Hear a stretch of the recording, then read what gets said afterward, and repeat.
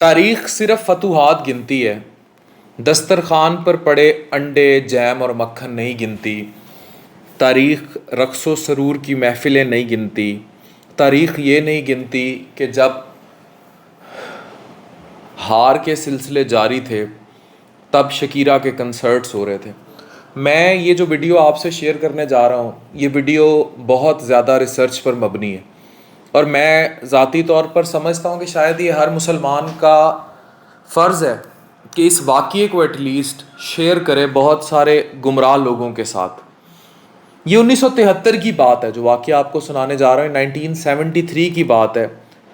عرب اور جو موجودہ اسرائیل ہے، ان کے درمیان جنگ چھڑ رہی تھی۔ جب جنگ چھڑ رہی تھی تو جو امریکن سینیٹر تھے وہ اسرائیل آئے، اور یہ جو امریکن سینیٹر تھے یہ ان کی جو اسلحے کی کمیٹی تھے، یہ اس کے سربراہ تھے۔ اس وقت اسرائیل کی جو وزیر اعظم تھیں ان کا نام تھا گولڈا مائر۔ وہ اس کے پاس گئے اور اس کے چھوٹے سے گھر میں داخل ہوئے۔ اس ٹائم موجودہ اسرائیل کے یہ حالات نہیں تھے، بہت کمزور، نحیف اور اتنا طاقتور نہیں تھا جو اب حالات تھے، اور جو آج کا طاقتور ہے وہ اس واقعے کے بعد ہے۔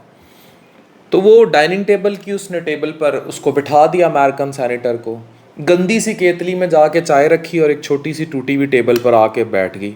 اس میں کوئی وزیر نہیں، کوئی بڑی ضیافت نہیں، کوئی لوگ نہیں، کچھ بھی نہیں، وہ اکیلی تنہا، اور ساتھ وہ اس سے اسلحے کی ڈیل کرنے لگی جس میں جدید ترین مارٹر، گولے، طیارے، میزائل، توپوں کا سودا تھا۔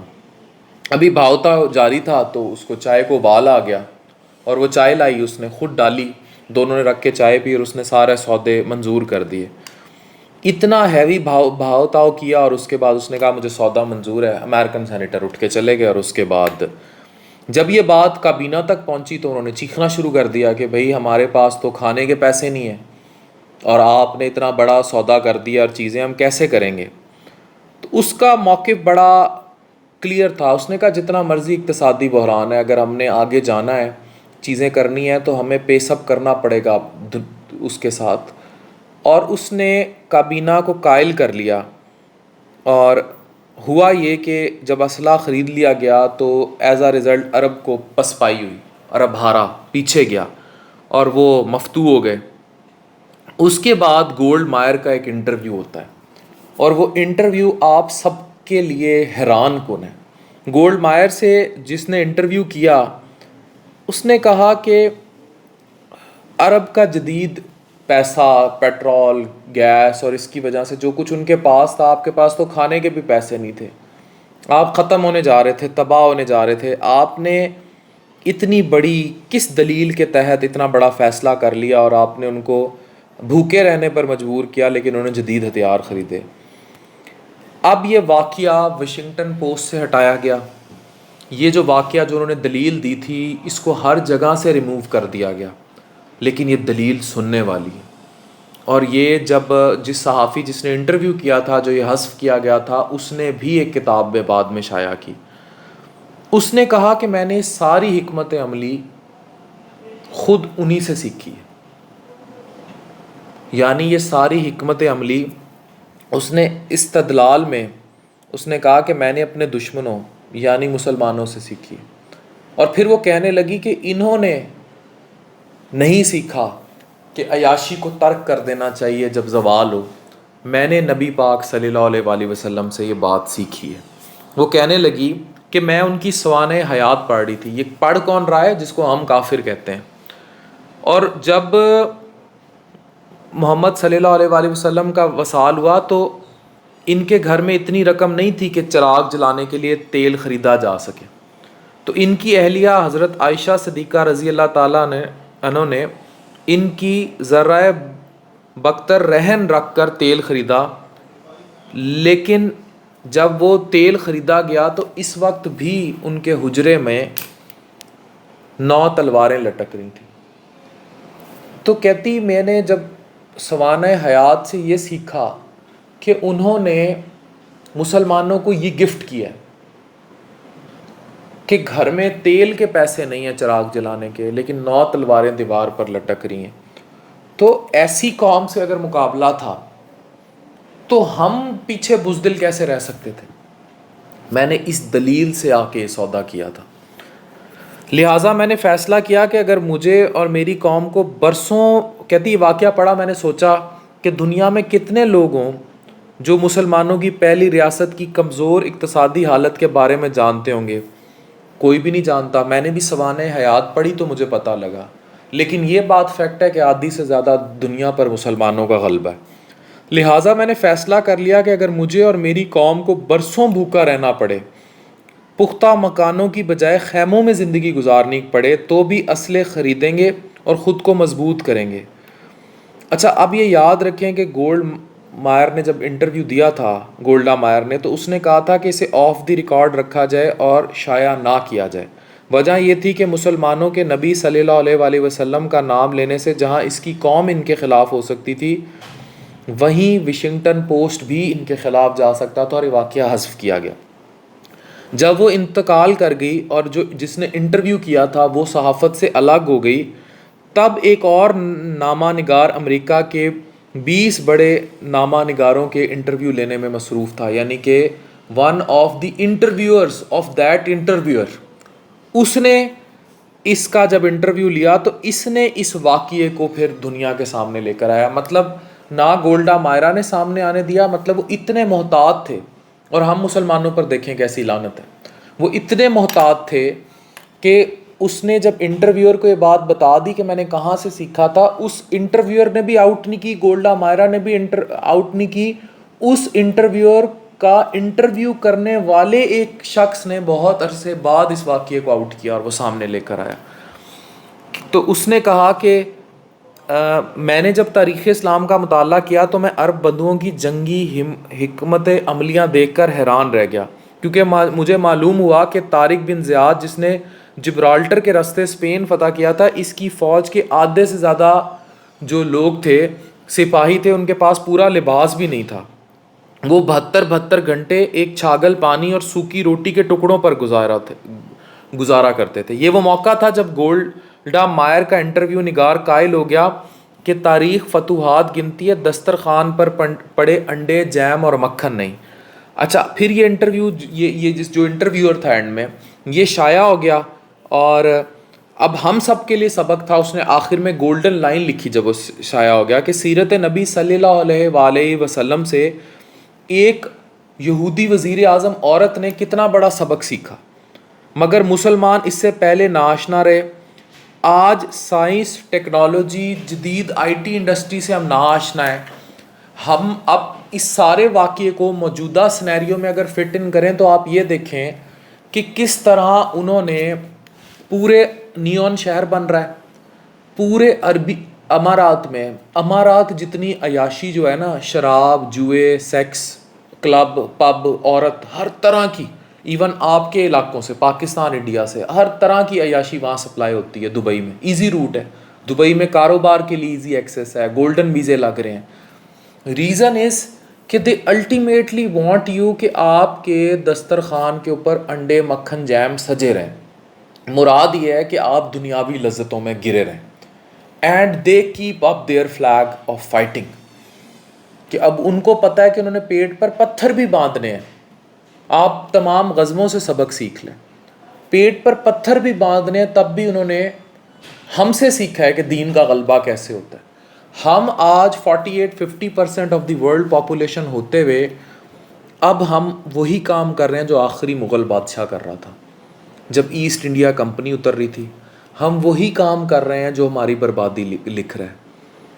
عرب کے ہاتھ میں تلواریں ضرور ہیں، پر وہ تلواریں بیلی ڈانس کے وقت نکلتی ہیں. ادھر بیلی ڈانس ہو رہا ہوتا ہے، ادھر وہ اپنے ششکے مار رہے ہوتے ہیں. ادھر ننگی عورت ناچ رہی ہوتی ہے سامنے، اور ادھر رقص، سرور اور شراب کی محفلیں سجی ہوتی ہیں. This is how the world is moving, the Arab world. اور ہم جو کہ کنورٹڈ مسلمس کہلاتے ہیں، وی Muslims in Bangladesh, India, Pakistan are not that immediate descent. Even Arabs کہتے ہیں کہ ان سے زیادہ تو ہمیں پرواہ ہے بھائی، یہ کون ہوتے ہیں مڈل ایسٹ کے ایشو پر بات کرنے والے. یہ ہم پہ اگر میری کوئی ویڈیو عربی دیکھ لے گا، وہ کہے گا یہ کون ہوتا ہے بھائی بات کرنے والا ہے. تو کنورٹڈ مسلم ہے، ہم فرسٹ ہینڈ مسلمز. لیکن ان کے فرسٹ ہینڈ مسلمز کے حالات دیکھ لیں کہ ان کے کتنے ملکوں میں الگ الگ کتنی کٹ پڑ چکی ہے.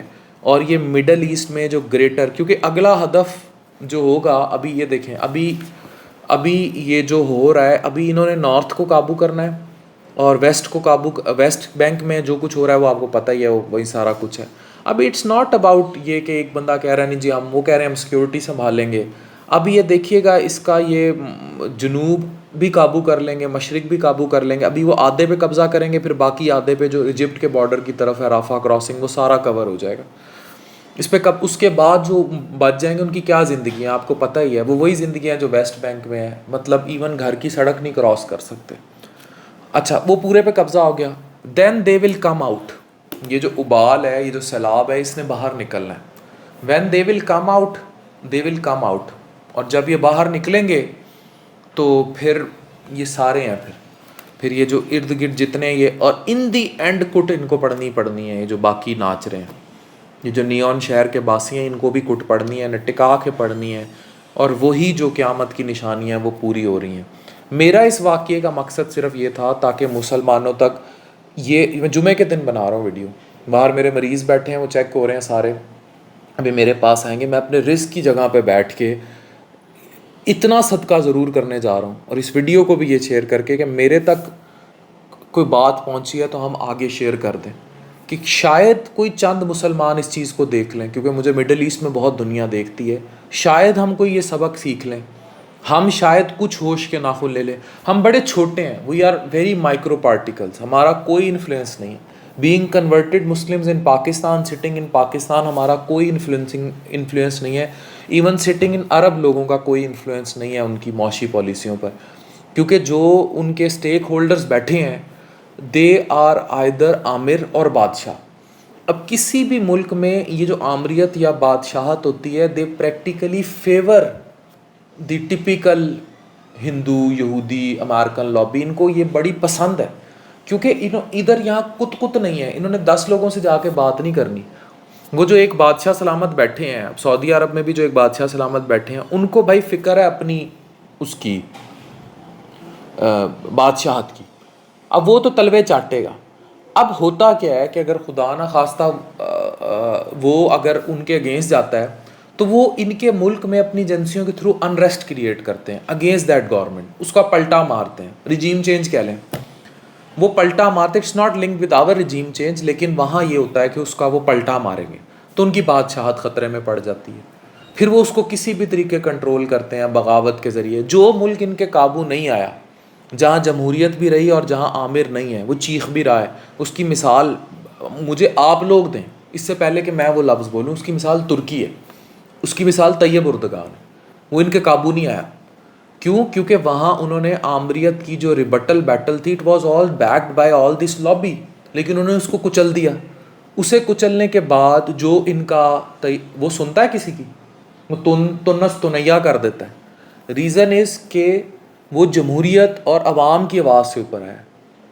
اب now in all this Middle East issue, you know کہ سعودی عرب کی عوام کیا چاہتی ہے. یو نو ایون یہ جو اتنا امر آتا ہے، اب یہاں سارا انڈین اور امریکن یہ سب ڈومینیٹ کرتے جا رہے ہیں. اب اس کا نتیجہ کئی آج سے 50 سال بعد بہت برا ہوگا یہ کہ جتنی بھی کارپوریٹ پوسٹ ہوں گی، ابھی بھی یہی ہے پوری دنیا میں، اس میں تو ساری یہ لابی بیٹھی ہوگی. You will not see the Muslims over corporate post. تو پھر اگر کالے کالے غلام بن کے اس دنیا میں رہنا ہے تو پھر چاہے آپ 80% آف دی ورلڈ پاپولیشن بھی ہو جائیں، آپ بچے پیدا کرتے ہیں تو اس کی ورتھ نہیں ہے. اس بات کو سمجھیں کہ اگر آپ کے جو پاور میں لوگ ہیں وہ اپنا اقتدار بچاتے نیون سٹیز اور رقص و سرور میں ڈوبے ہوئے ہیں. جمعے کے روز اس بات کی کرکس کو سمجھنے کی کوشش کریں کہ وہ ادھر ڈوبے ہوئے ہیں. اور دوسری طرف اگر آپ آتے ہیں تو آپ کو کوئی کارپوریٹ پوسٹ آفر نہیں ہو رہی، ٹھیک ہے. اور یہ جو عربی سمجھتے ہیں، جو ڈومینیٹ کر کے بیٹھے ہوئے ہیں، ان کو الٹیمیٹلی کٹ پڑنی ہے. 1980 کی دہائی میں کسی نے نہیں سوچا تھا کہ صدام حسین کے ساتھ یہ ہوگا، کرنل قذافی کے ساتھ یہ ہوگا.